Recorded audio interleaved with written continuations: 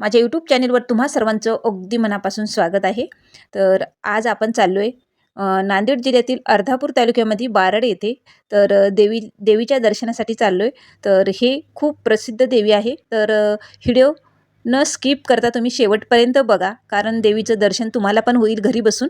तर आम्ही आता दुपारचे 1 वाजलेला आहे आणि सर शाळेतून आत्ताच आलेत आणि त्यांना पण नकोसं वाटत होतं उन्हात जायला, पण जावंच लागणार आहे. नवसाला पावणारी देवी आहे.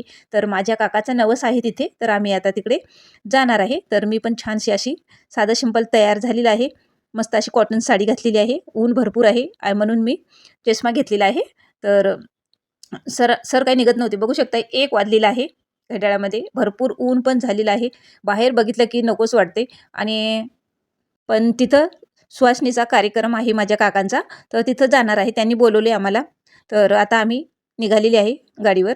तर बघू शकता भरपूर ऊन आहे. मध्येच आम्ही रस पिण्यासाठी थांबले. भरपूर ऊन आहे आणि 1 तासाचा प्रवास झाल्याच्यानंतर आम्ही थोडा वेळ इथं थांबले. कारण माझी बहीण वगैरे येत होती तिच्यासाठी. ती पण आली नव्हती म्हणून ती येण्याची आम्ही वाट बघत होते. ती आली की आम्ही लगेच निघणार आहे.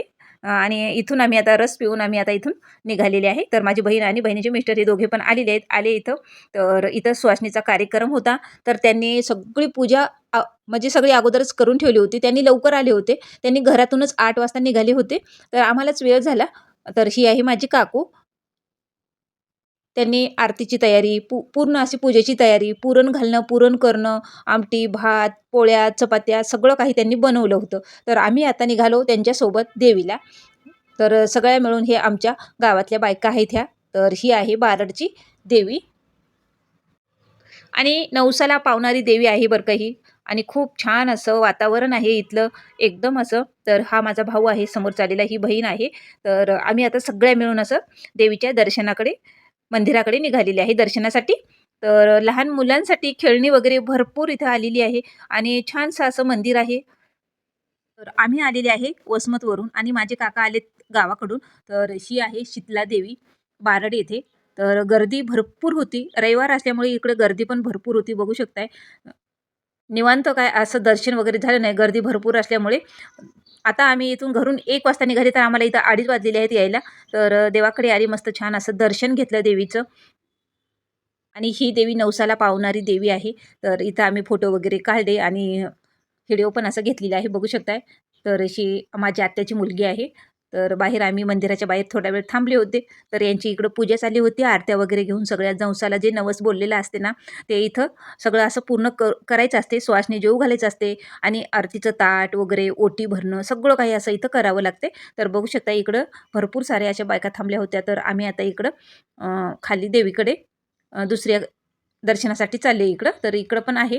तर बघू शकता इकडं पण असं भरपूर खेळणी आहे. आणि एवढ्यात काय झालं, माझ्या बहिणीच्या मुलाचा फोन आला. माझ्या बहिणीचा मुलगा छोटा आहे, 2.5 वर्षाचा. तर मला काहीतरी खेळणी घेऊन ये असं म्हणत होतं. व्हिडिओ कॉल केला होता त्याला. तर मला खेळणी पाहिजे असं बोलत होतं. मी पण त्याला दाखवत होते कुठली घ्यायची काय नाही. पण खूप छान बोलते. तर त्याला मी असं गाडी दाखवत होते, कुठली घ्यायची काय नाही. तर ग्रीन आण, येलो आण आणि सगळंच आण असं म्हणत होतं मला ते. तर त्याला काही गाडी घेतली नाही. त्याच्या घरी गेल्यावर जेव्हा आपण जायचं तेव्हा त्याला गाडी घेऊन जाऊया. तर ते प्रत्येक वेळी गाडी आणच म्हणते. जेव्हा मी त्याच्याकडे जाईल तेव्हा त्याला गाडी असं घेऊनच जाते काहीतरी. आणि त्याला घरभर अशा गाड्या आहेत, तरी पण त्याला नवनवीन अशा गाड्या पाहिजेच. मग काही त्याला अशा गाड्या दाखवल्या. खूप खुश झालं. आता गाडी घेऊन मावशी घरी येणार म्हणून. आणि आता आम्ही समोर निघालेली आहे. इकडं पण देवीचं दर्शन वगैरे करायचं असते. तर मी इकडं काहीतरी बघत होते असं घेण्यासारखं आहे का? तर इकडं मला माझ्या देवघरात अशी उतरंड पाहिजे होती. तर मी विचारलं, तर भरपूर ₹1000 जोडी असं म्हणत होती मला. तर मी विचारल्याच्या नंतर तिला मला घ्यायची होती, पण ₹500 पर्यंत बघत होते. पण हिनं ₹1000 जोडी असं म्हणत होती. बघू शकताय मस्त छान अशा देवापाशी उतरंडी छान दिसतात. असं मला देवघरात ठेवायला पाहिजे होत्या. पण त्यांनी महाग सांगितल्यामुळे मी काही घेतल्या नाही. म्हणलं चला आपण नंतर कधीतरी आपण घेऊया.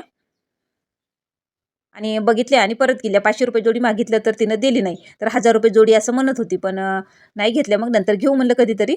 आता आम्ही इथून निघालेले आहे. आणि इथं म्हणजे आपण जे घरून साहित्य आणतो ना, सवासणी करण्यासाठी, सुवासनीचा कार्यक्रम असते तेव्हा ते इथं किरायाने जागा वगैरे सगळं मिळते. त्यांचे भांडे वगैरे असं सगळं मिळते. आमटी भात शिजवण्यासाठी. तर इकडं मग नंतर माझ्या काका-काकूंना आहेर म्हणजे देत होते. जे आले त्यांनी असं आहेर. तर ही माझी बहीण आहे. तर तिला म्हणलं, "तूच दे, मी दिलं काय आणि तू दिलं काय सारखंच." तर ही माझे काका-काकू आणि इकडं भाऊ आहे. तर त्यांना असं आहेर वगैरे देत होते आम्ही. आणि भरपूर गाड्या आल्या होत्या, 5 गाड्या आल्या होत्या गावाकडून आणि भरपूर सारे असे गावाकडचे बायका हे भरपूर आल्या होत्या. शेजारी-पाजारी सगळे असे भाऊकीचे. आमच्या काकूनं बोलवलं होतं, तर सगळे आले होते. काकूला पण मी पण आहेर केला, तर बघू शकता एवढे आले होते. नंतर जेवणाच्या कार्यक्रमासाठी, सुहासनीचा कार्यक्रमसाठी मग जेवले आम्ही, जेवण केले आणि येते वेळेस आले सत्यगणपतीला. तर सत्यगणपती मंदिर असं रस्त्यातच आहे. तर इथं दर्शन मस्त झालं सत्यगणपती मंदिरामध्ये आणि गर्दी नव्हती, काही नाही. मस्त छानसं असं दर्शन झालं. मग घरी आले. चला तर मग व्हिडिओ इथंच एंड करते.